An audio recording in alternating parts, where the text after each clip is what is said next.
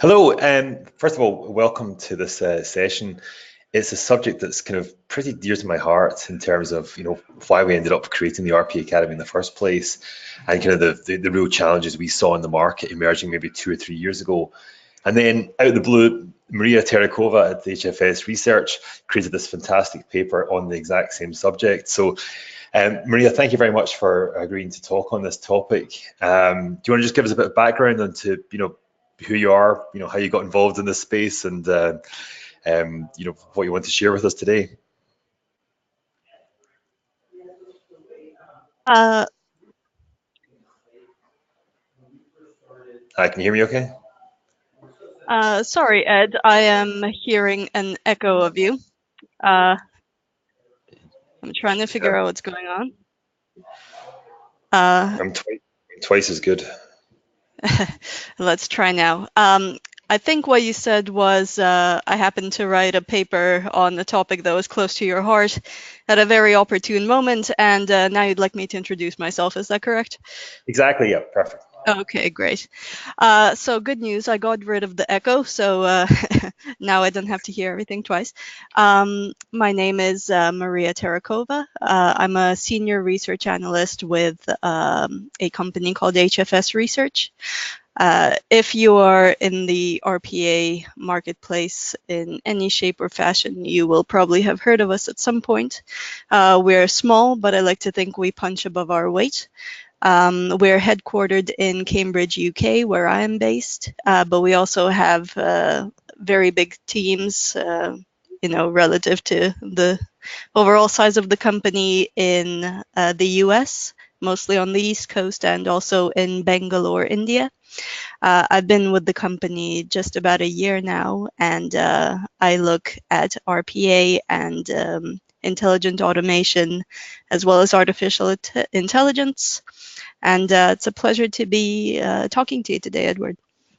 Yeah, I mean, again, for anyone that doesn't know HFS Research, I mean, probably the most innovative kind of researchers in the market, and while there's still fundamentally a very strong, um, data-driven kind of output, it's also done with humor and kind of an edge to it that kind of really makes it stand out from other analysts in the field. And I think it's really down to kind of the people in the team who I've met over the years. But in terms of just getting started, I mean, obviously, anyone's got any questions, please fire and use the chat box for them. But really, I guess what was your background? I mean, how did you become involved in this space, and in particular the skills gap, and when did it kind of jump out to you as being an issue? Mm-hmm. So I think when I first started at HFS, I felt disadvantaged because I had not come from any kind of BPO or automation background. I'd been writing about fintech for another research company. And so the first time I'd heard of RPA was literally about 9 months ago. But the advantage that gave me was I was able to see kind of higher level trends that jump out at me because I hadn't been in the space as long. And one of those was that it seemed like both enterprises and service providers had very high ambitions, at least in the briefing calls that we were having about what they wanted to accomplish with RPA, either internally or for their clients. But when we started to ask about, do you have the talent pool to do that,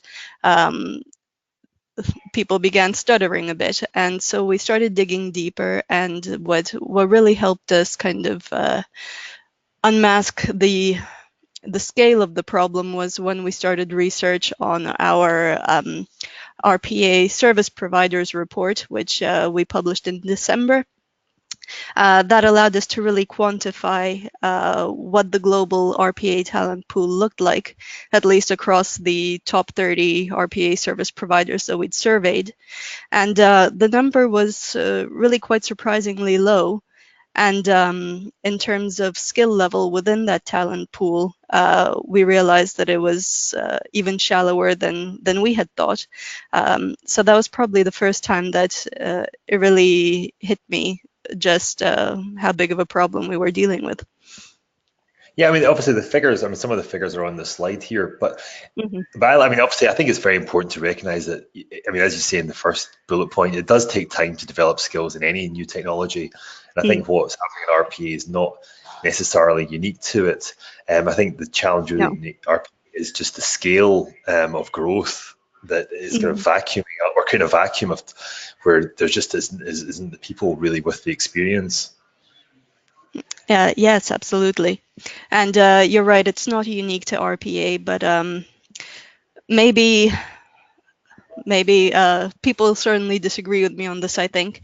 But maybe the reason that it's been exacerbated in terms of RPA is that RPA has been very heavily marketed as something which is quite simple relative to other technologies, something that's easy for business users especially to implement and use and maintain.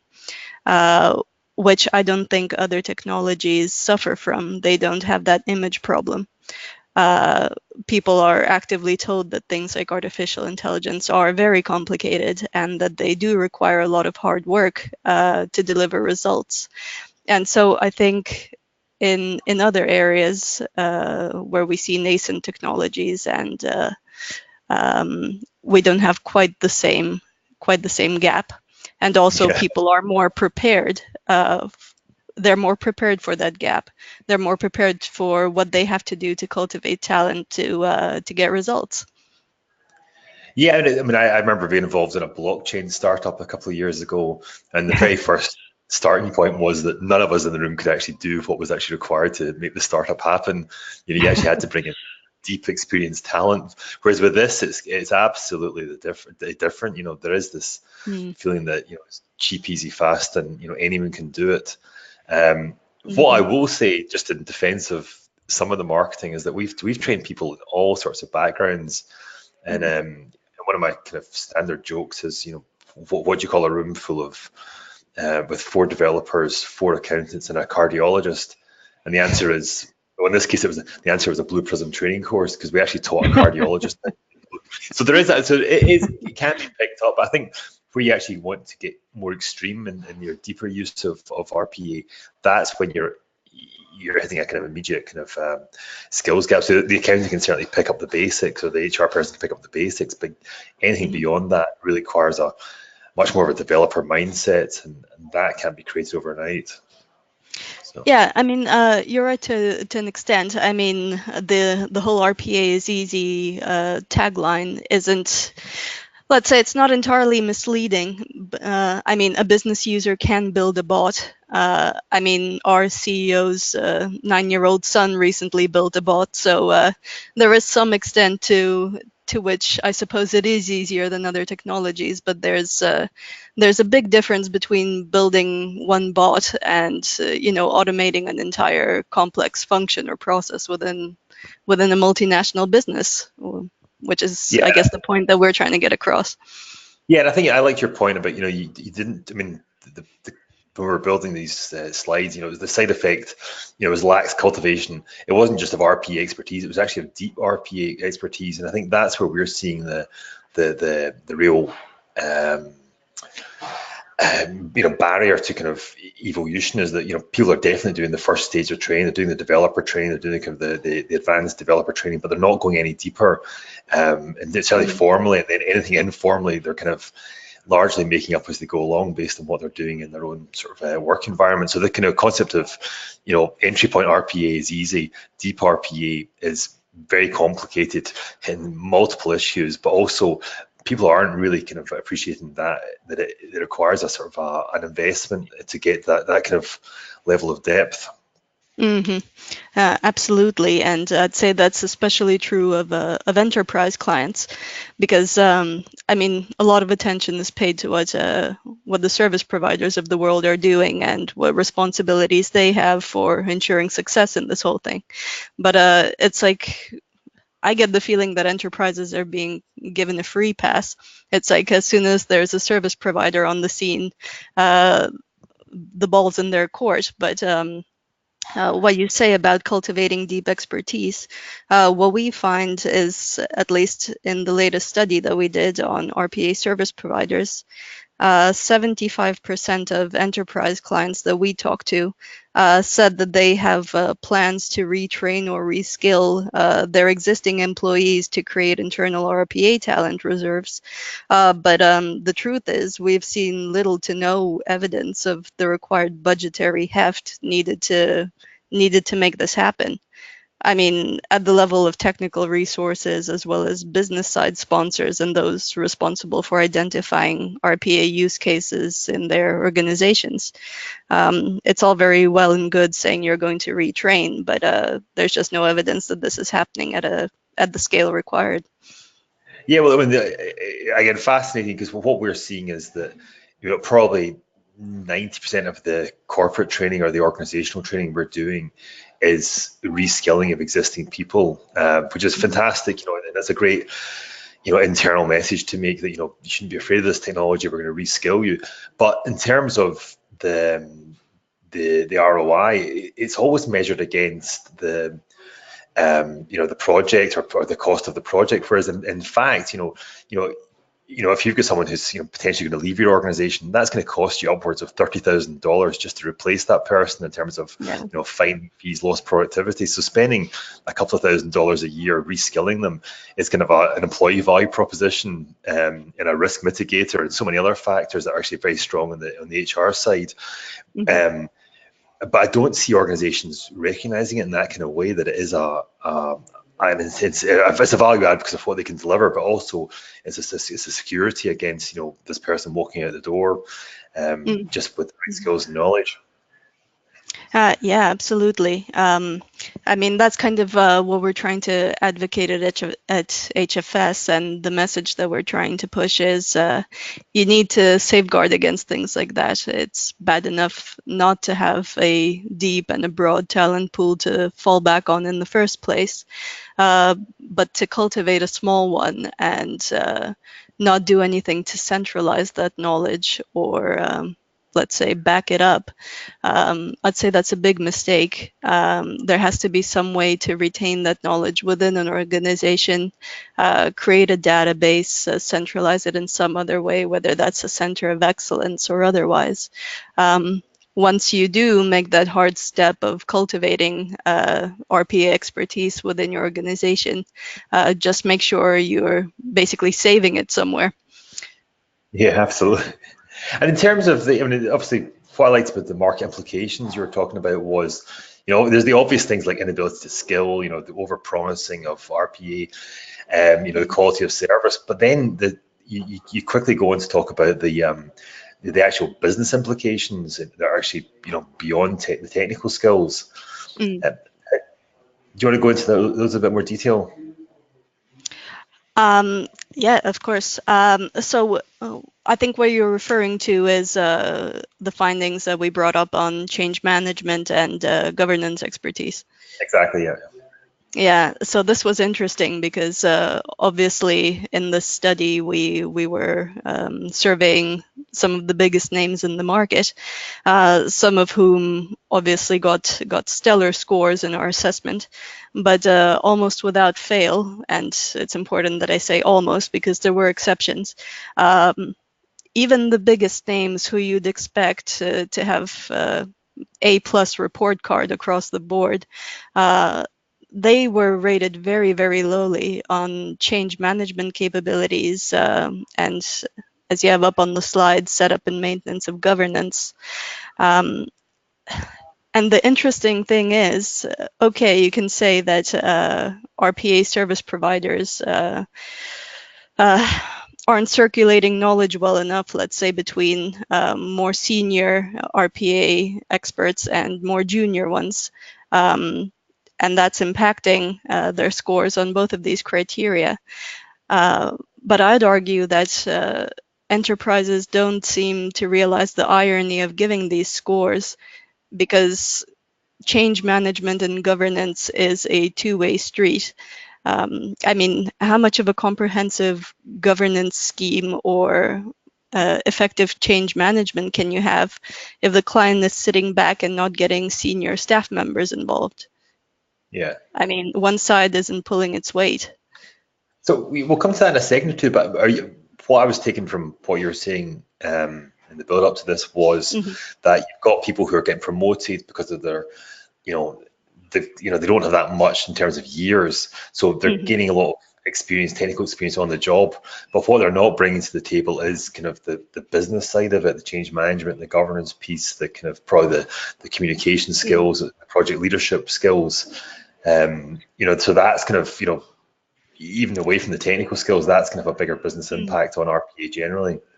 Yeah, absolutely. I mean, interacting with a multinational organization takes more than, knowing about how to implement RPA within it. And if you're someone who's, let's say, left university several years ago, and you happen to be the most senior RPA expert within that company, and you're promoted, you'll be expected as team lead, not only to be responsible for technical implementation, but for talking clients through the implications of this technology for them, what it means the organization will look like in 5 to 10 years. I mean, that requires a whole different set of skills. It's almost like a set of diplomatic skills. Uh, Well, first of all, it requires a knowledge that these things need to be addressed. And I think generally in the yeah. market, whole, Mm. I feel that everyone's so focused on let's build a bot, let's do the stuff, and they forget that actually around all this stuff, you need to get your communication right, you need to get your vision right, you need to get your change management right. So there's so many. Mm. So yes, building your stuff is the tangible part, but the intangible part.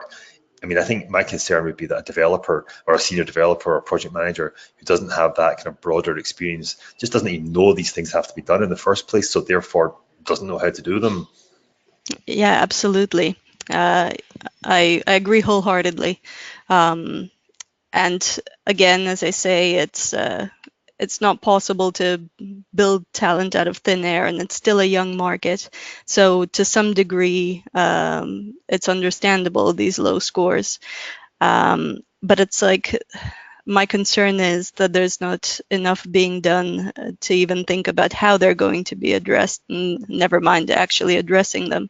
It's like actually getting RPA to produce some kind of tangible ROI for clients is such an all-consuming concern, because there's such a small talent base in the first place, that these so-called softer skills and soft needs become treated as peripheral, which I think is doing no one justice, really. Yeah, yeah. And it's also because what we're finding is that, you know, when people do take formal training, they take it in kind of what I call as elephant-sized chunks. So basically, they follow the kind of the course, the certifications that are created by the providers. And in reality, they probably don't. That's a huge elephant to digest for a lot of people in terms of time and knowledge. Whereas actually, what they probably need along the way is the right bite at the right time. Yeah. And currently, all the training out there is built around these kind of elephant-sized chunks. And we're sort of got a few plans to address that going forward. It really is just to make it easier to access, training on governance, training on digital workforce, training on change management, as well as kind of the core skills. But Hmm. you touched on the kind of the who's to kind of blame, or you didn't use the word blame, but who's to kind of Yeah. who should be addressing this, and you jump straight to enterprise clients as the kind of the core Mm. organizations that should be driving this. Do you want to go a bit deeper on that? Yeah, absolutely. So, I mean, as we write about automation, it does seem to me, especially when speaking with enterprise clients, that it's very, very easy to forget the problem that you were trying to solve when you first got involved with a particular technology. It's like you stop seeing the forest for the trees. Um, and basically, the only party who can answer what is the problem we're trying to solve, why did we bring RPA into this in the first place, is going to be the company. Only someone who has been at that company for a while and knows which processes aren't working, where customers are frustrated, where there are friction points, only they will be able to really build an automation strategy that makes sense. Because you can bring in all the tech you want, but if you're plugging it in random places and slapping it on as band-aids, that's not going to work. Yeah. I mean, you have to intricately and intimately know these processes, where there are problems, and the only person who's going to know that is someone who's been there a while and understands the logic of the company. If you remove that element, then what kind of automation strategy can you have, really?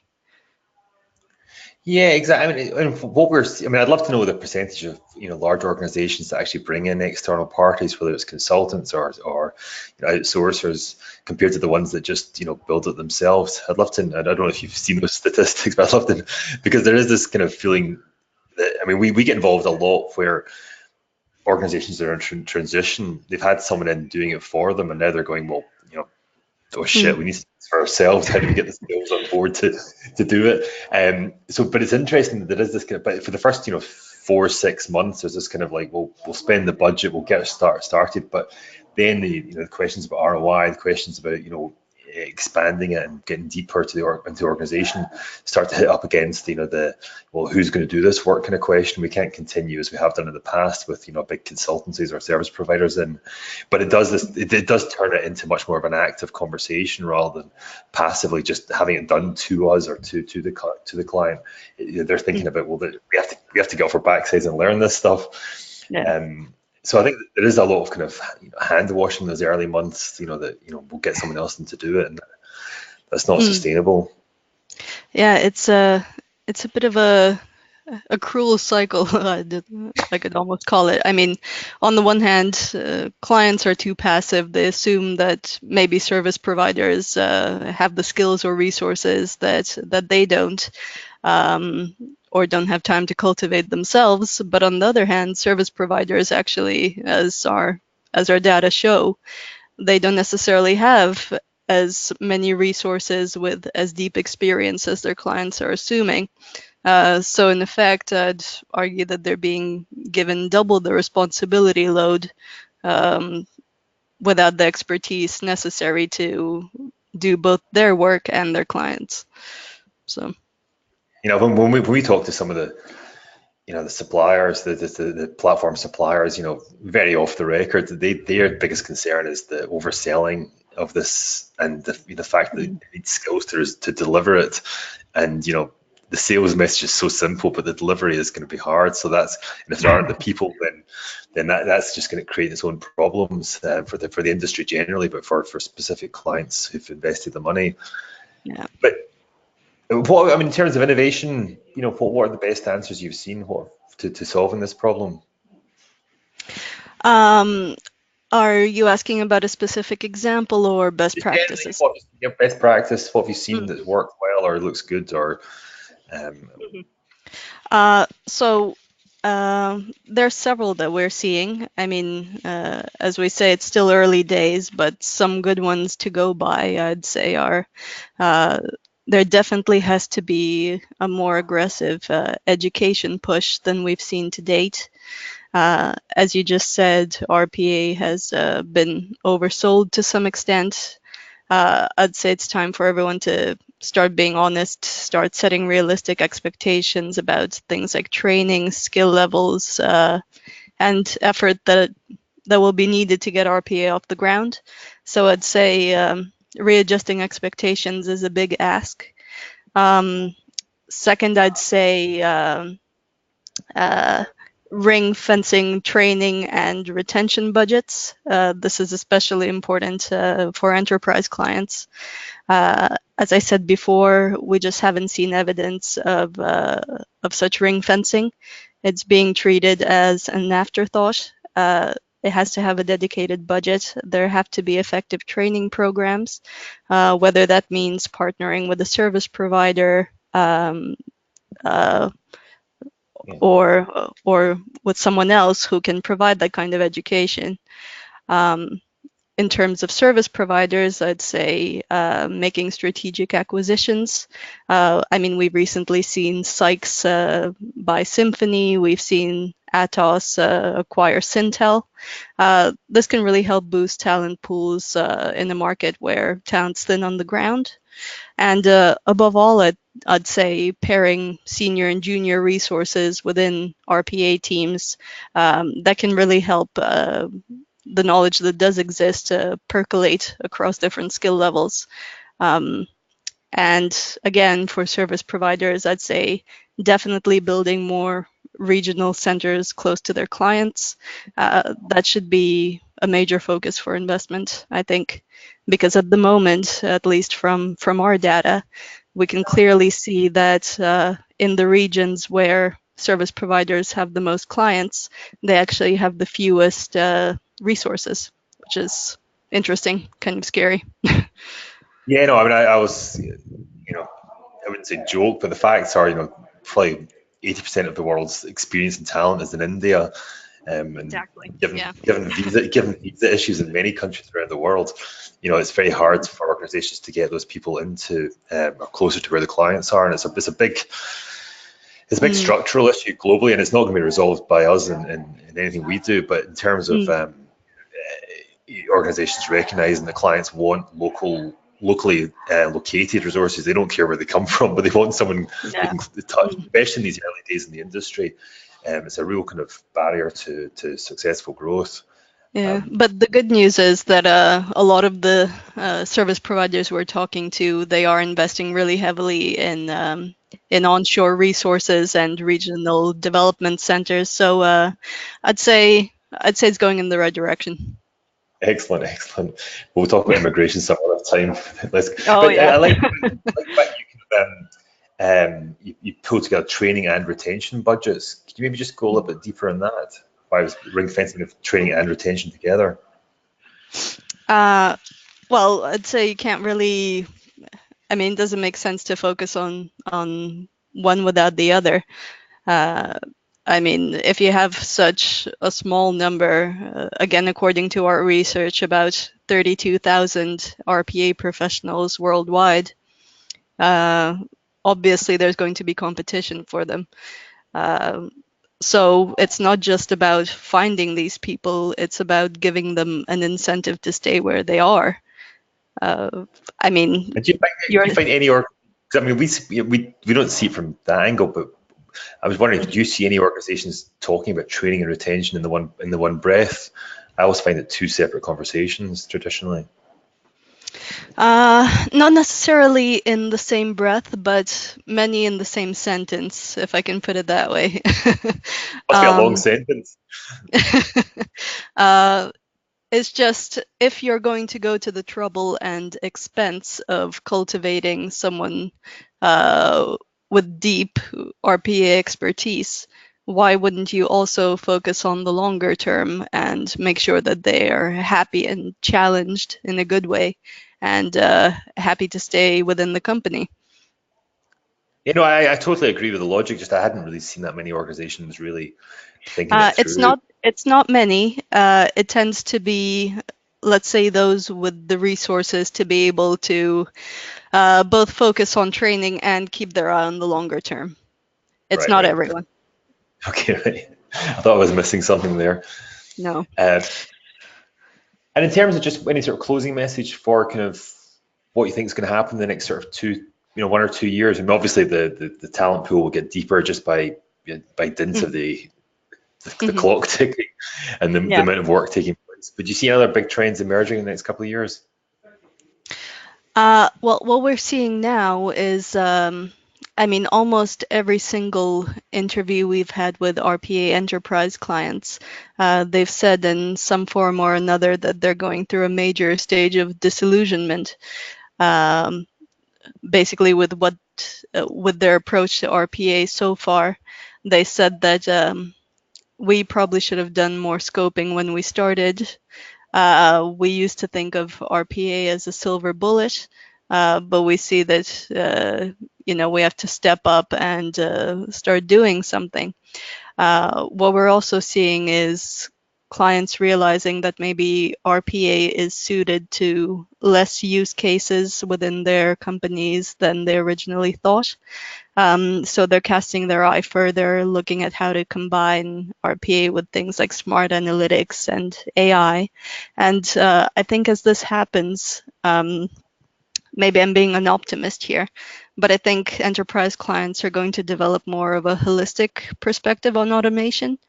which I think will drive them to kind of try and connect more dots for themselves. I think they're going to realize that, especially as they start trying to bring more technologies together within their processes and functions, they're going to have to carry a heavier load and take on more responsibilities to ensure that they actually get ROI from these things. So I think we're definitely going to see, let's say, clients continue to wake up about the reality of how much effort this is going to take. Okay, so that's your forecast, is that the market's going to wake up. Yeah, I couldn't agree more. I think there's this kind of, there's always a honeymoon, then there's kind of the reality of the, someone's got to wash the dishes or pay the bills when you get home. So, the honeymoon Yeah, ends and absolutely. reality sets in. And I think it's a healthy kind of evolution. Absolutely. Yeah. It's just very natural. I just think the scale that RPA is being talked about and is being adopted just makes it just much more different to anything I've seen before. So, Yeah, because in some circles, it's almost like RPA, at least in some eyes, has become almost synonymous with automation, which I think, is a heavy mantle to bear. So I think this should benefit everybody. Right, Maria, first of all, thank you very, very much for taking the time to this. But more importantly, thanks for sharing your kind of experience and knowledge. If anyone's got any interest in the detailed report, it's available on the HFS website. I can give you the details. And generally, I would always recommend the HFS research because it's depth, it's humor, but also it's kind of edge as well. It doesn't really hold back its punches, which is always refreshing. So Maria, thank you very, very much indeed, and I appreciate this intensely. Thanks, Ed. And good to know Thanks. that it's not just us at HFS laughing at our own jokes. So glad someone finds them funny. Oh yeah, it's always reassuring. Thank you very much. Thanks. Take care. All right.